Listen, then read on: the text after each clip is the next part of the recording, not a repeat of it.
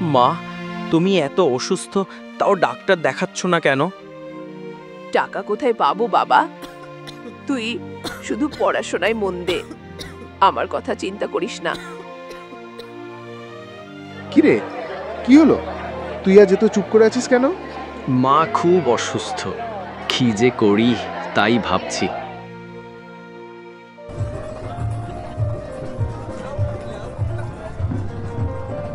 কিরে, ভালো করে কাজ কর, না হলে কিন্তু টাকা পাবি না, এই বলে দিলাম।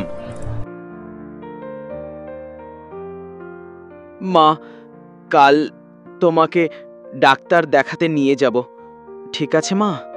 তোমার কিচ্ছু হবে না। তুই পড়াশোনা করে মানুষের মতো মানুষ হ, তাহলেই আমি খুশি হব বাবা। তোকে আমার কথা ভাবতে হবে না।